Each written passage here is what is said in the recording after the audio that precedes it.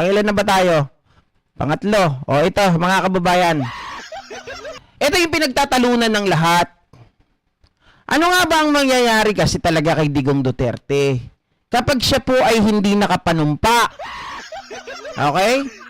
Ano ang sinasabi ng mga tao? Anong sinasabi nila Hanilet, ang kanilang pinapakalat ngayon? Uuwi na raw si Digong kasi nanalo siya para makapanumpa. At hindi na raw siya pababalikin doon sa The Hague. Mali po yun. Huwag kayo nagpapaniwala kay Hanilet. Okay? Ang paniwalaan nyo, yung mga tao na nagsasabi ng totoo. Maniniwala ka ba dun? Bumalik dun sa bahay na bulok. Para magpasikat na naman, para mag-PR. O ito, pakinggan ninyo. Si Escudero mismo magsasabi, mga kababayan, kung ano ang gagawin sa case ni Digong Duterte. Tinanong ko to. So, ibabahagi ko na rin sa inyo. Pwedeng sumumpa sa kanyang bagong tungkulin bilang mayor muli si Pangulong Duterte? Pwede. Sa pamamagitan ng ating consular office doon. Meron tayong Consular office sa inyong mga embassy. Mga kababayan, again, yung embassy natin, karugtong yan ng ating bansa. O GP, nasa ibang bansa yun Kaya nga embassy Because, mga kababayan, sila po ang extension natin, sila ang kumakatawan sa bansa natin. Ibig sabihin, yun ay karugtong ng bansa natin. Okay? natawag kaugnayan ng Consular Commission na consular visit. Pwede siyang puntahan kung papayagan niya at hihilingin niya ng ating consular officials para manumpa siya sa harap nila bilang mayor. Subalit, kung hindi siya makakauwi for circumstances or reasons beyond his control dahil nga nakadetain na siya sa The Hague, ayon sa local government code, ang papalit ay ang vice mayor. Correct. Sa kasong ito, si Mayor Baste Duterte. Pwede lamang siya mag-appoint, mag-hire, mag-fire, makalipas ang 30 araw na bakante pa rin yung pwesto. But for the first 30 days, acting lang muna siya. Pero may nakatalaga ng proseso para dyan. Okay. Hindi So, ibig sabihin, mga kababayan, for the first 30 days that because of the incapability ni Digong Duterte para makauwi dahil nakakulong nga siya, Anilet, eto, pakinggan nyo to. Ibig sabihin, wala talagang pagkakataon si Digong na makauwi. So, in the first 30 days, mga kababayan, sabi, pwedeng mag-appoint, pwedeng mag-fire, etong si Baste as reliever. Reliever lang siya ni Digong. First 30 days. Pero, mga kababayan, kapag natapos na yung 30 days, at alam naman natin si Digong, so DILG, sila ay papasok na sa eksena. Sila ang magsasabi, mga kababayan, oy, wala nang pag-asa sa Digong Duterte, hindi na yan makakauwi. O take over. Sabihin, yung posisyon ni Digong Duterte kukunin ngayon ni Baste. Siya na ngayon ang mayor. Tapos ngayon, yung posisyon ni Baste na vice mayor, kukunin yon mga kababayan, nung councilor sa lahat ng distrito na may pinakamataas po na boto. Okay? Maliwanag yon. Papaliwanag din ni Cheese. kailangan mag-imbento pa ng gagawin dyan. Pwedeng magawa lahat yan. So may mga nag-iisip siguro, kailangan ba niyang lumabas pa, magpunta sa embahada, sa konsulado para sumumpa? Hindi. Pwede siyang puntahan at pwede siyang... Ayan, sinagot ko na rin. Chat vlogs. Paano naman ang tatayong vice mayor? Ang tatayong vice mayor, mga kababayan, sasagutin ni Cheese Escudero. mapanumpa sa harap ng isa sa ating embassy at consular officials kung hihilingin niya. Dahil ang consular visit ay pwede lamang kapag hiniling nung nasasakdalo akusado. Hindi sa pwedeng persahang puntahan kung saan siya nakadetina kung ayaw niya. Karapatan niya yon sang-ayon sa rules ng The Hague. So may proseso naman yon.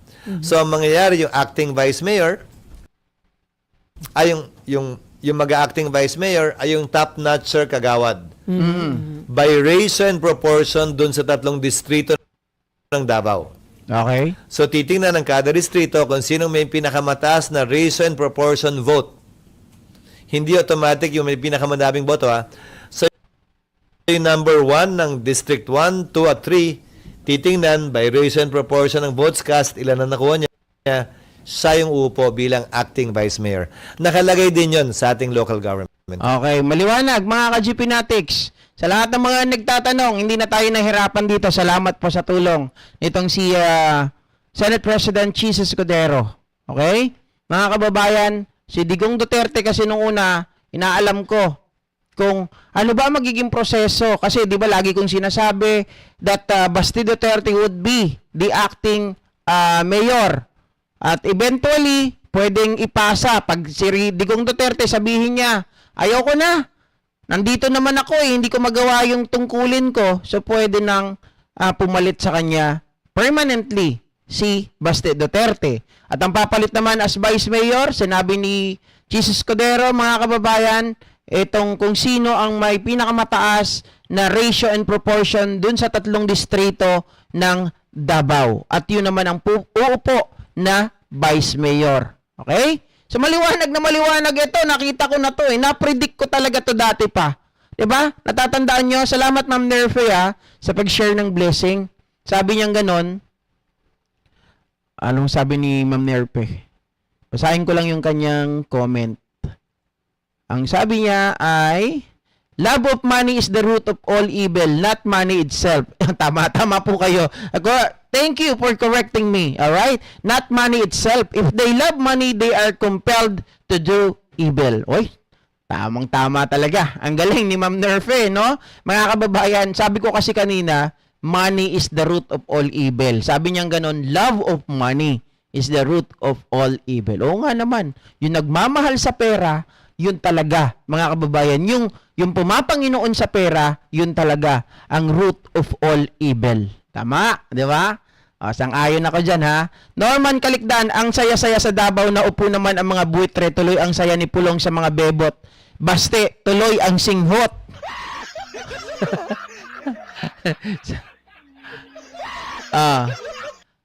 Pinipiay ako nito. Okay, bye-bye. Bye-bye. JM Vlog, thank you. Di maganda, nagpaalam ka na kaagad, di ba? Pati Manila, si Isko, pati Manila, pinabalik nila si Isko. Nako, ayan, mayroon din yung plano pagdating sa 2028. Meron pa ba kayong question hinggil po doon sa panunumpa ni Digong Duterte? Sabi kasi nila, o GP, paano yon? Kasi, di ba para makapanumpa ang isang mayor o isang halal, kailangan ang presence niya ay nandito. O kailangan ng presence niya pag nanumpa. Sino nga manunumpa kung wala yung presence niya? Wala naman pwedeng substitution. 'Di ba? Mga kababayan, hindi pwedeng meron lang gagamitin na, sige, pwede na ako, kinatawan. Ako na lang manunumpa para sa tatay ko. Hindi pwede yon. So ngayon, sabi ni Chis Escudero, embassy, yung mga konsular. 'Di ba? Doon. Pag hiniling ni Digong. Pero kapag, halimbawa, mga kababayan, hindi humiling si Digong Duterte at bobo yung mga abogado niya or anuhin lang nila, babaliwalain lang nila kunwari, ibang usapan na yun. Hindi siya makakapanumpa at dahil wala siya, hindi nakakapanumpa. Ganun pa rin.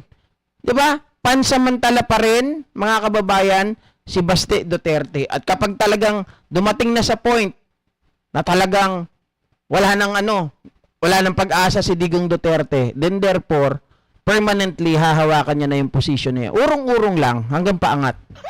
'Di ba?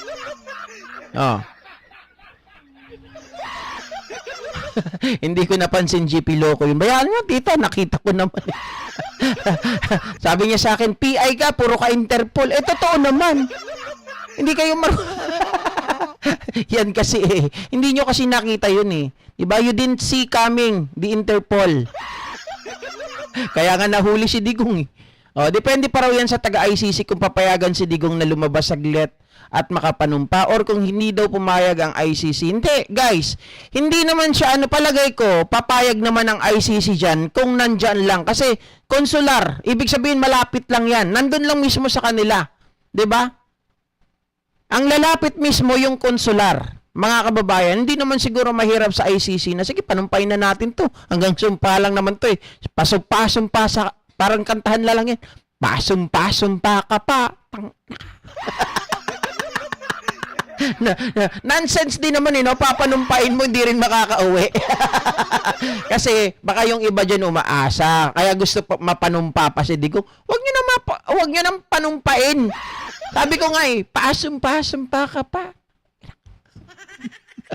Ma'am Shones, shout out. Roel Manuel, nahuli na ba si Roque? Hindi, nandun pa rin. Mga kababayan, antayin lang natin kung kailan mahuhuli yan. Si Basti ang upo, si Pulong ang hihipo.